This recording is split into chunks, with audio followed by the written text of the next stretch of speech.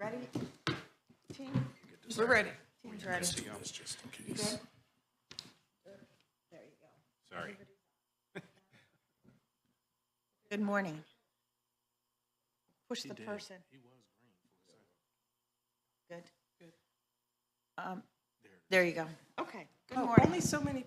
There's only so many things we can do at once here. I just apologize in the beginning. The tech should be It's working. Eric's IT work. So, There you go. we might have this fixed now, we'll go on. Good morning, I'd like to call to order a meeting of the Syracuse Board meeting of the Syracuse Industrial Development Agency, and I'll start by calling the roll of board members who are present. I'm Kathy Murphy. Ricky Brown. Ken Kinsey. All present and accounted for. Proof of notice was properly served. We have one public hearing this morning, which will open now. I believe it's JMA Tech. Eric. Yes, good morning, everyone, and thank you for joining. So notice is hereby given that a public hearing pursuant to Section 859-A of the New York State General Municipal Law will be held by the City of Syracuse Industrial Development Agency on the 21st day of November 2023 at 8 a.m. local time at 233 East Washington Street, Common Council Chambers in City Hall, Syracuse, New York, in connection with the following matter. JMA Tech Properties, LLC, or an entity to be formed, requested the agency undertake a project consisting of A, the acquisition of an interest in approximately 6 acres of real property located with some improvements at the following properties: 225 Taylor Street, West Taylor Street in Oneida, 201-07 Taylor Street and Clinton Street, 1010 South Clinton Street, 1022 South Clinton Street, 1054 South Clinton Street, 1074 South Clinton Street, 228 Tallman Street, 232 Tallman Street, 1080-82 Clinton Street, 222-24 Tallman and Clinton Street, 226 Tallman Street, 240 and a half Tallman Street, 242-46 Tallman Street, 252-54 Tallman Street and Oneida Street, 637-39 Oneida Street, 629 Oneida Street, 625 Oneida Street, 619 Oneida Street, 615 Oneida Street, 605-07 Oneida Street, and 601-03 Oneida Street, 521-527 Oneida Street, 517 Oneida Street, and I do not believe I've missed a single property in that cacophony of options. So continuing on, all of these properties. Yeah. So all these properties are located within the city of Syracuse, New York, and included within this proposed project is the demolition of existing improvements and the construction of approximately 100,000 square foot warehouse for distribution and related support facility, which will include loading docks and associated parking to complement the company's global smart logistics headquarters, to be used for centralized warehousing of all manufactured materials, which will allow the company to expand its 5G manufacturing and development capabilities, as well as additional exterior lighting, landscape beautification, 24-hour security, and all located on the land, also known as the facility. Lastly, the acquisition and installation in and on the land and facility of all furniture, fixtures, and equipment, and the granting of certain financial assistance in the form of exemptions from real estate taxes, sales and state and local sales and use tax, and mortgage recording tax in accordance with Section 874 of the General Municipal Law. And lastly, the appointment of the company or its designee as an agent of the agency in connection with the acquisition, renovation, equipping, and completion of the project facility and the lease of the land and facility by the agency pursuant to the lease agreement and the acquisition of an interest in the equipment pursuant to a bill of sale from the company to the agency, and the sublease of the project facility back to the company pursuant to a sublease of the agreement. The company will be the initial owner and operator of the project facility. As I said, this is a public. Oh, good, okay. This is a public hearing, so we will entertain comments both for and in opposition to the application. And first, we'll invite the applicant or their representative to come forward. Please state your name and address and give us a brief description of the project. Good morning. Wendy Luno from Costello, Cooney and Fearon. I'm the attorney for the applicant. I also have Dino Payos here from JMA. We are proposing a 100,000 square foot new warehouse logistics center over across from the current JMA property campus. It's basically the block between Oneida Street, Clinton Street, West Taylor Street, and Tallman Street. And it's approximately $24 million.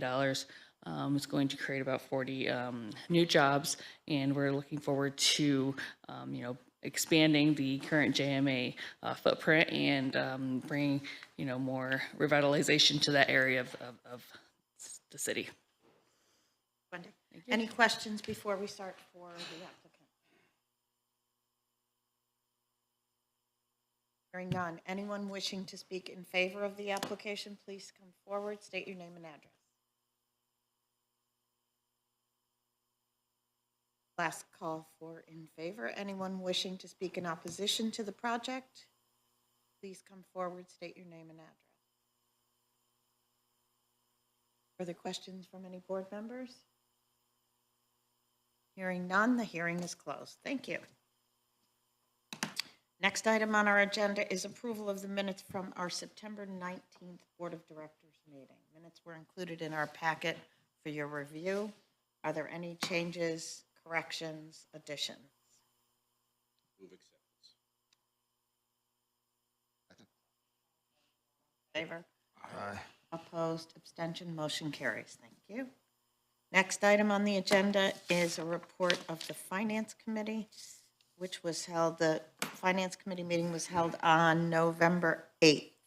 At that meeting, we reviewed and considered the application for benefits for the JMA proposal, as well as a mid-year contract review of the Downtown Committee contract. Both items were approved for positive consideration by the Board of Directors at this meeting. Anyone wish to add anything to that? Okay, next item, new business, is the resolutions and approvals for JMA. Good morning, everyone. Good morning.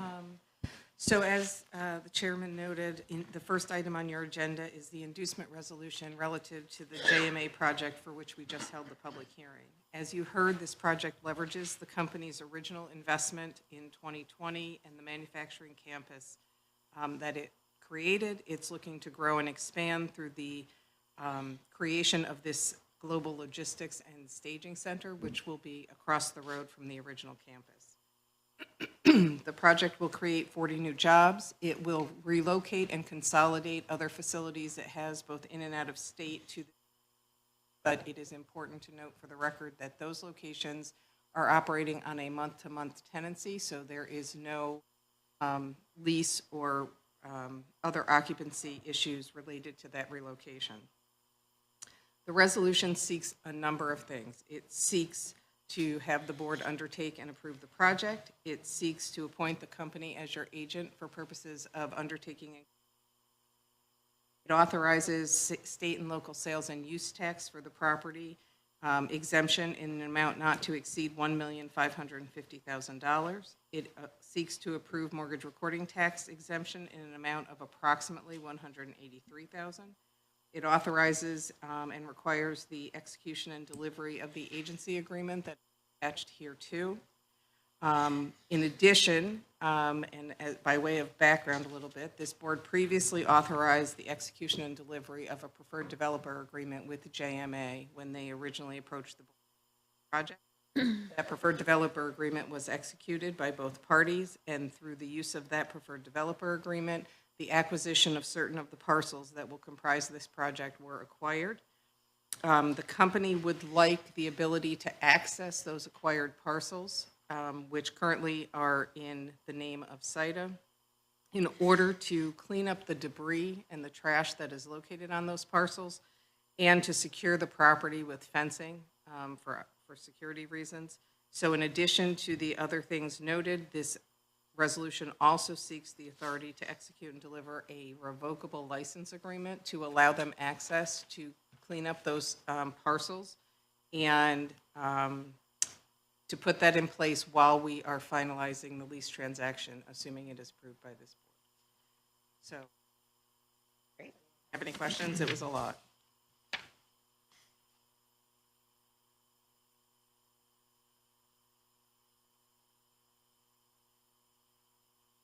Motion, Sue? Is there a motion? Motion to approve by Ken. Is there a second? Second. Second, Ricky, thank you. Aye. Opposed, abstention, motion carries. Item Sue.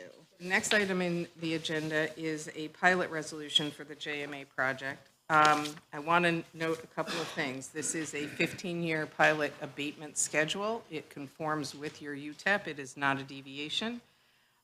They are going to continue to pay 100% of all real property taxes currently owed on the properties that form the basis of this project, plus all specials. Special taxes are never part of a pilot. They are always required to be paid by the applicant. I want to also note that the abatement schedule attached to your resolution will commence following the remediation and construction period. So once the documents are signed, and we anticipate that they are going to be, assuming approval, would be executed before the end of this year, the property will go off the tax rolls for the next July 1, which would be 2024. The company will continue to pay 100% of real property tax with no abatement until construction is complete. So they have like a 4 or 5 month remediation period that they're going to go in and remediate the land, and a 21-month construction period.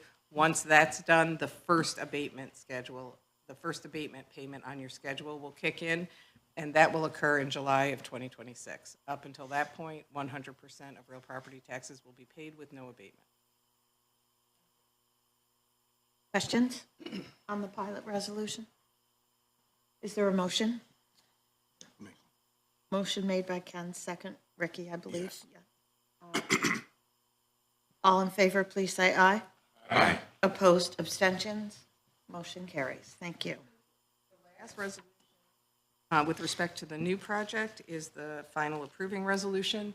This resolution authorizes the execution and delivery by the board, the chairman, the vice chairman, or the executive director of all necessary lease transactional documents to confer the benefit. Your motion? Motion made by Ken, second by Ricky. Thank you. All in favor, please say aye. Aye. Opposed, abstentions? Motion carries. Thank you very much. Thank you, Wendy. Thank you, Dino. Good luck. We're looking forward to seeing that next phase getting started. Yay, right. Next item on the agenda, Sue. It's known as Renali Taylor, which totally throws me every time. But it's yeah, right. What are we doing? This is a resolution with respect to the original JMA campus project that closed in 2020. That project originally included 4 parcels, well, more than 4, but these 4: 1022 Clinton, 1080 to 82 Clinton, 222-24 Tallman Street, and 226 Tallman Street. Those all formed part and parcel of the campus that was created on the original JMA project. They are now looking to take those 4 parcels and incorporate them into the second project that they are doing. Those projects were included in your lease documents originally. It is very important to note they were never part of your original pilot. They never have been under a pilot agreement, so there is no issue there. But we are looking to amend the original lease documents that we entered with them simply to carve out those 4 parcels. They will then be incorporated into the project that the board just approved. Included them In the in description. our public hearing notice and our approval resolution. Okay. Just want to be sure we're moving parcels where they belong. Any questions? Clarification, why are we doing this? Why are they doing this? Well, originally, they did some renovation, probably paving, leveling, moving dirt around on these parcels, and it formed part of what is the original campus. Now, it may be a parcel across the street, but now, as they developed their second project, they realized they needed some more space. They want to include those parcels. I believe they have or will be seeking a re-subdivision from the city and the planning commission to make all of one so that they can start construction of their logistics center. You're welcome. If anybody has questions and I'm wrong, Wendy can correct me, but I think I got it. Thank you. Any other questions? Is there a motion? Motion made by Ken. Is there a second? Second. Second, Ricky. All in favor, please say aye. Aye. Opposed, abstention, motion carries. Thank you very much. Next item on the agenda, McGuire Family Limited Partnerships. Eric. Morning, everyone. This next request to us comes to us from McGuire Family Limited Partnership, which is a project that has been previously approved by the board and by the agency. This is for the McGuire Dodge, Ram, and Jeep dealership that's located over on Hiawatha Boulevard and State Fair Boulevard. The request before us, there's a couple of requests related to the project. The first would be an extension of the appointment period for the sales tax to be applied for materials and items purchased as part of the project. Right now, the previous agreement that was approved by the board, which was also an extension, took you up to a deadline of November 30th of this year, so expiring in approximately 9 days. The request would be to extend that agreement for an additional 6 months, is ultimately the recommendation being presented before the board by staff. Some of the reasoning, and we do have representatives from the project and from the applicant as well as the general contractor to speak if there's any questions, but due to additional time that is needed for some of the additional purchasing of materials that have yet to arrive and therefore have yet to be installed as final project, some of the supply chain issues that we've seen through projects across the city is some of the items referenced. Specifically, the request would be to take us through June 1st of 2024. Applicant or the project sponsor originally requested through the end of 2024, so December. Our feeling is that we have an opportunity to further extend that request if needed, but wanted to use the next 6 months, ultimately see how far the project is able to get through to completion, and then if we therefore need to another 6 months through the end of the year, we, of course, the agency. In addition to the sales tax extension for the project, which we received, the correspondence from them is that the project is approximately 86% complete. So they're getting to that point, and there's been tremendous progress you can see as you go by the site. And again, we can ask the project team for an update, but project and work continues to go forward. In addition to the sales tax extension, there is a waiver request to the local labor area policy for 2 of the subcontractors working on the job site. Included in your packet were 2 letters that explain and provide a little bit more context to that reasoning. But the first subcontractor is Flex Epoxy Flooring. This is a firm that is based out of Buffalo, New York, and so therefore is outside of our 6-county local labor area. But some of the reasoning and the explanation offered by the project team was that they ultimately did go out to bid and did look to solicit additional bidders both from inside and outside of the region. Ultimately, there were no responses, and they were unable to identify and locate firms within the 6.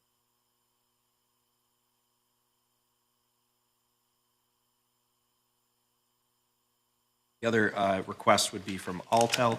Altel is an EV charging station supplier.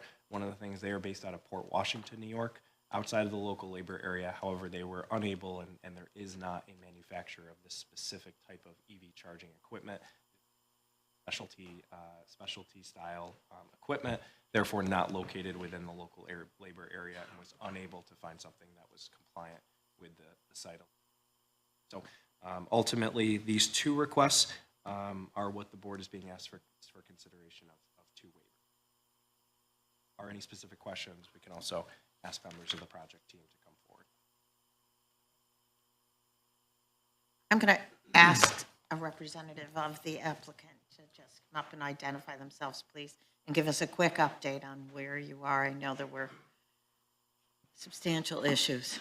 So it's Sean Murphy, Murnane Building Contractors. I'm the project executive for the general contractor. So like Eric said, most of our issues were supply chain related. We are actually 80 to 90% complete at this time. We're looking at turning over the second, third, and fourth phases within the next 3 months. The big hurdle is the EV component and getting those chargers and that electrical switchgear in place and ordered. We're not expecting that until third quarter of next year. Questions? Yeah, I just had one question in regards to the bidding process, and specifically in terms of the concrete pour and the epoxy. What is that bidding process timeline like for you guys, and do you use ordinary channels? Yes.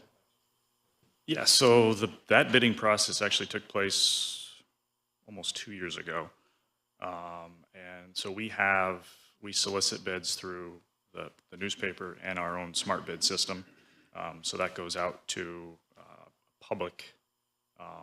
And they have this, typically it's 2 to 3 weeks. This one was actually rebid, I believe, 2 or 3 times. So it was over the course of 3 months. So there's ample time. You guys document a list of vendors that you potentially Sweet. Any other questions? Okay, let's start with the extension request on the sales tax, which I just want to confirm the applicant is aware that we are being asked and would vote on extension through June 30, right? June 1st, sorry, 2024, and that the applicant agrees that that is acceptable. This time, that's Yeah. acceptable. We will be extending, we'll be asking for If an you additional need extension to go. just based on switchgear arrival in August. The Ordered it, and they've told you it won't be here until the Yes. fourth quarter? Yes. that are amending the action before us and extend to, what did you say, Sean, third quarter? So we're expecting delivery in August. We will need a few months to do the install. So the request, the letter was to the end of the year, December December. 31st. Ordering in the payment of the switch or whatever it is. So it's the actual charging stations and the switch gear for the electrical components. So that should be in place as it's stated from the manufacturer arriving in late August. So I suppose extension to the end of September. So let me ask you, let me propose this possibly.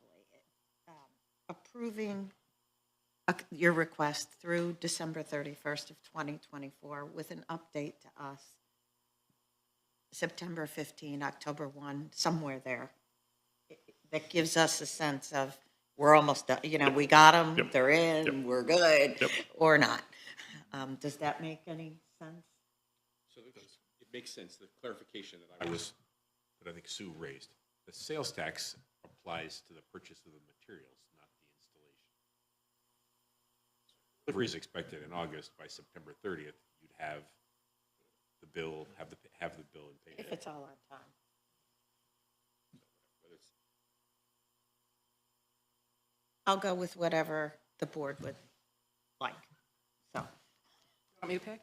I picked December 1st, okay, December 1st. mostly because I wrote it in pen on my page. Everybody good with December 1st? It's an auction. Going once. With update to the board at the October board meeting. October. Okay. Everybody comfortable with that, including the applicant? Sean, you good? Okay. So the first item that we're going to vote on is now an extension of the sales tax benefits for the project through December 1st of 2024 with an update by October 15. I'm going to pick that date, but it'll be the right date if I'm wrong. So moved. Second? Ken, thank you. Last call for questions, hearing none. All in favor, please say aye. Aye. Opposed? Abstentions? Motion carries, excuse me. Extension granted? I almost did. Yeah. Motion carries, thank you. Next item will be the consideration of our local access policy waiver for flex epoxy. The background was included in our packet, the request. Sean is here to answer any further questions. Hearing none, is there a motion? I'll make a motion. Thank you, Ricky. Is there a second? Steve, Doesn't did I matter. have that from Steve? Okay. All in favor, please say aye. Aye. Opposed, abstention, motion carries. Next item is consideration of a waiver to the local access policy for the project for Autel. Did I say that correctly? For Autel, the EV charging equipment. Any questions, comments? It's just Steve? a question more, just to clarify for myself.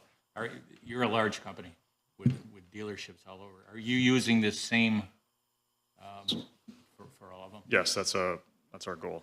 That's their goal. It's a single source EV chargers. And that Altel is actually the manufacturer of those chargers. I'll make a motion. Motion made by Steve, second? Second. Second, Ricky. All in favor, please say aye. Aye. Opposed, abstention, motion carries. Thank you very much, Sean. Good luck. We'll see you next fall. Next item on the agenda is Teaspoon, or Coda, the real name. Correct. All right, so thank you, everyone. So you do have physical copies, and this was also included in your packet electronically as well. We wanted to provide the second report, which is a quarterly summary of progress on the Coda on Kraus project, as it's known. As you will recall, the general contractor is Hubert Brewer. We have representatives here from the project to be able to help answer any questions and provide any additional update beyond the summary that I'm able to provide. The first item I want to speak to is the MWBE utilization. So again, for context for the board, this is the first project that is part of the new policy around MWBE requirements. So one of the things is that within this report, I'm going to call out just a couple of the sections that are highlighted. I was able to accumulate the previous information that we were given in the last quarter around the project. This is regarding all of the contracts that have been executed with both MBE firms as well as WBE firms. There was feedback we had gotten from the board last time to break that out by both MBE as well as WBE. So you're going to see that categorized here. I've included the contract amount as well as the current payments that have been made to the subcontractors with this quarter. So that is about the fourth column in, payments on the current report, totaling approximately 1.5, almost 1.6 million to the subcontractor and MWBE firms. Previously, we had approximately 829,000 that was reported in the last quarterly report. In terms of total progress that's been made, the original agreement and the goal was 10% of the total abatements being provided by SIDA, which is approximately 1.997 million, almost $2 million in terms of what the goal and the requirement was. Because of the executed contracts that they have reported, that number now has exceeded $10 million in terms of total contracts executed. Not a single one of those contracts have gotten started yet. Some of them include things like roofing contracts. The project is well underway. Foundations have been poured. The building is actually, the framing is underway as we speak. But just to speak to the total MWBE utilization, this is what's highlighted in those blue columns, $2.4 million in terms of total contracts is what has been paid out over the 2 quarters that we have reporting and data for to these MWBE subcontractors. That brings you to a total of 12%. So that is accumulating. That number will continue to grow, but just to speak to, at this point in time with the project has already exceeded its 10% goal for MWBE utilization. In terms of breaking that out, in the last 2 columns you will see, highlighted in yellow, the MBE or minority business enterprise investment, it just exceeds 1.5 million, approximately 8% of that 12% total. And then women business enterprises is just over 840,000. So approximately 4% of the total spending and contracts have been to again, any additional context, happy to ask a representative from the project to be able to come up, but happy to entertain any questions about the report as it stands. Just a comment from me, I spoke about itemizing this out a little bit for us in context of MBE versus WBE. Specifically, More specifically, I've got experience working with the contractor that appears to have the largest amount of designation.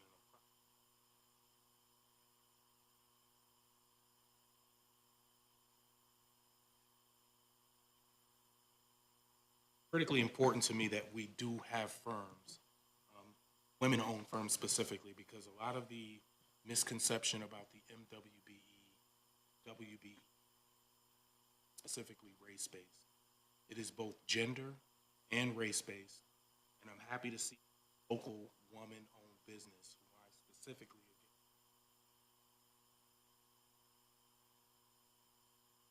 she's getting an opportunity to perform. And I'll just add to that point. So the reason why you'll see some firms listed here multiple times is that there are multiple contracts for the project, as well as they are also supplier. So they also have supplies and materials as part of the project that they're providing. I'm going to ask John Michael Doobie, I believe, who is the representative for Huber Brewer, and Gary's just going to lean over his shoulder and make sure he doesn't mess it up. Come up and identify yourself, name and address, and your affiliation with the project, please, John Michael. Morning. I'm John Michael Doobie, Senior Project Manager, Huber Brewer Construction for the Codo project. You said address too? Please. My personal address? No, you can give the company. 148 Berwyn Ave, Syracuse, New York, 13210. Turkey, standard turkey. I prefer pasta, but we're doing turkey. So I have one quick question. How far complete are you on the project? Construction-wise, we're roughly, say, 35%, I would say. Framing-wise, we're about 40% topped out. We've got another, call it 10% being framed, about halfway done. And then we should be framed out by the end of January. All of our structural slab pours are complete. We have the foundations complete, as Eric had previously mentioned. MEPs are well underway with rough-ins. So I just want to take a minute to congratulate you and thank you. You are our first project falling under our new policy. I also want to remind Wendy that I'm glad she's here, because as we are working through the best way to report the compliance and for the board to be able to see the information in a timely manner, you've been a great partner to that for us. And I'm very grateful, and I know the board is too, because it's not easy. We're not an easy group of people. I'll admit that. But Some of us are easier than some are easier than me. Yes, some are easier than me. I'll admit that too. But, you know, it has been a pleasure to work with you on this as our first. And I hope we will, by the time we get to JMA, have it all figured out because of your hard work. And Absolutely. it'll be easy for the next applicant. So again, very appreciative. Any other questions or comments for John Michael on the MWBE piece? Good. We'll go to residency, which is the next piece of our compliance, correct? So just to speak briefly to the information you have before you, similarly, we included the numbers from the first report, report number 1 that was provided by the project team and by Huber Brewer. We've accumulated that number, so just what I want to call out immediately is the highlighted and the colored columns. So in total, we have 194 individuals who have been on the project site and working on the job, and based on the report that John Michael shared, 26 of those have addresses and personal residences within the city of Syracuse.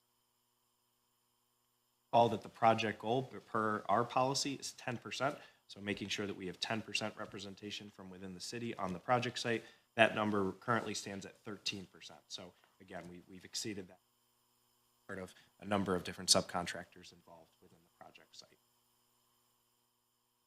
Questions or comments on the residency compliance for the project? For John Michael? I would extend. Forgetting.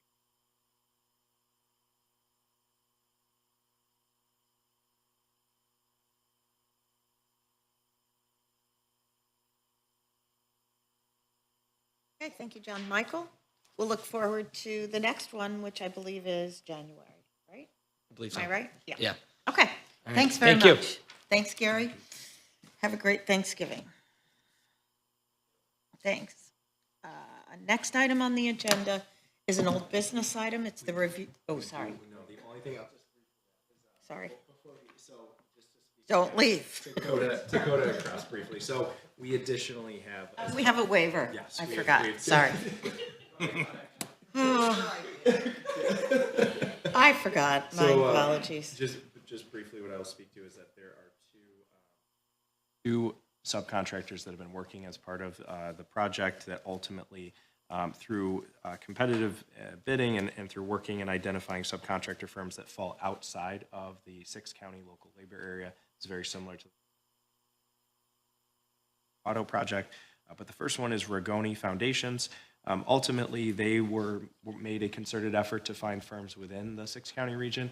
However, one of the firms that was a bidder within the region was unable to execute on the full scale and scope of work on the project, ultimately withdrew themselves from consideration. So they were unable to locate and identify a firm that was ready to go for this project. The second one is Kohler Builders. This is a wood framing contractor that is well underway and again is doing the wood framing work. Was unable to identify a firm within the 6-county region for this particular. Request before you would be for 2 waivers for Rigoni Foundations as well as Kohler Builders. Just based on the MWBE reporting and the residency reporting, there is a number of other firms that they are using throughout the project site that do fall within the local labor area as well as are employing residents, but these 2 firms do fall outside of that region and require the waiver process. Yeah, yes, go. Mostly a timing, that they're available at the time that the work needed to be done, rather than not available to do the work, skill set? My understanding, and John Michael, correct me if any of this is wrong, it was, I think the way that it was explained by the project team is that they had gone out to identify firms that could complete this work, but it was not just timing, it was also a scale and capacity to be able to size and scale the project with pouring foundation. Ultimately, it was kind of a mutual decision that they withdrew themselves from that. Fair summary. True also with regard to the wood framing?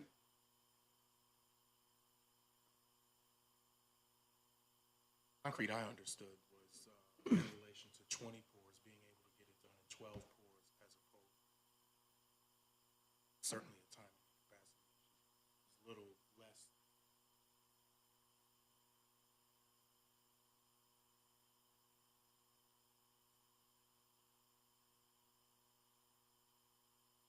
Anna, please. Please identify yourself. Waiter having birthday. Christmas too. Turkey sandwich, gravy, cranberry. So the wood framer side was, so just to, Ricky, you asked a question previously to Murnane guys on the bid process. So this was a very long, drawn-out bid. We started it bidding this prior to GMP contract with the owner in the fall of last year. And then as we progressed through on how we were going to build the building, bidders, might have come or go. So we nailed down to 2 bidders. It was Kohler, and then it was the second bidder, who was local, was a joint venture because of the scale and size. So they couldn't, one of those 2 companies couldn't do it by themselves. So they decided, to put their competition aside, I guess, and try to joint venture it. Their schedule, I believe, was something like 30 weeks. I didn't write it in here, but they had like a 30-week schedule to frame the building. We needed 22 weeks. Kohler, the company we ended up going with, said they could meet the 22-week schedule.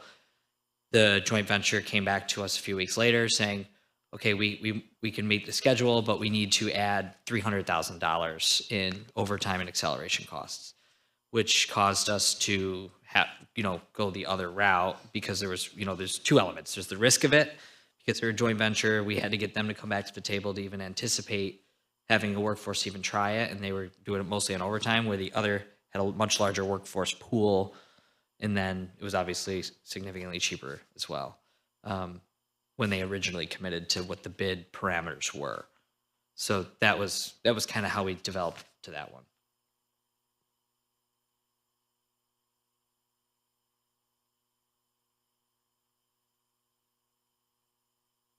both?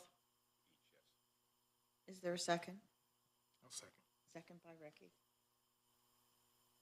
All in favor, please say aye. Opposed, abstention, motion carries. Thank you, John Michael. Thank you. Okay, now I think, am I done there? We're all done. To move on to old Thank you business, very yeah. much. Next item on the agenda is old business, which is the review of the downtown committee contract. Eric, This item was previously discussed with the Finance Committee, and we do have America Trier from the Downtown Committee to help answer any questions. But ultimately, the request before us would be a reallocation of a portion of funds from the existing contract that we have in place with the Downtown Committee of Syracuse. What this ultimately would do is unexpended funds from the first year of that contract would be reallocated for the purposes of marketing, but in year two, one of the things is that would be done is security. The security program would be held constant. One of the things that we talked about as a priority, but the environmental maintenance and service line, which as you recall is a part-time worker, typically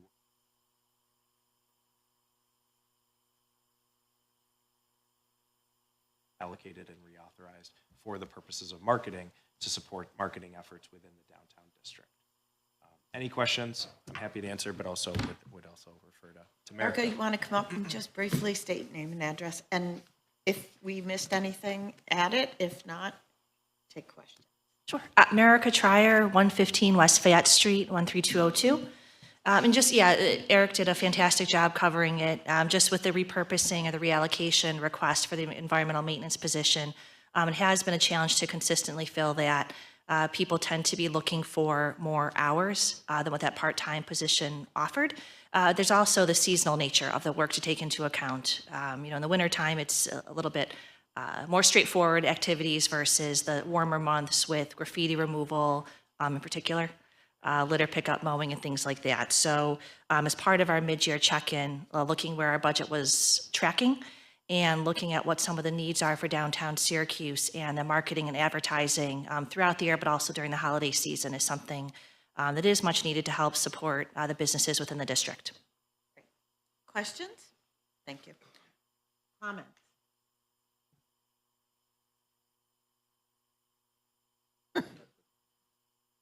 Is there a motion? So moved. Dirk, second Ken? Last call. All in favor, please say aye. Aye. Opposed, abstention, motion carries. Thank you Thank you very Erica. much. Thank you. Any other items, any other things anybody wants to discuss? Hearing none, is there a motion to adjourn? So moved. Motion made by Ken, second by Dirk. All in favor, please say aye. Aye. Opposed, abstention, motion carries. Thank you all very much. Have a great Thanksgiving. Happy Thanksgiving. Yes. folks.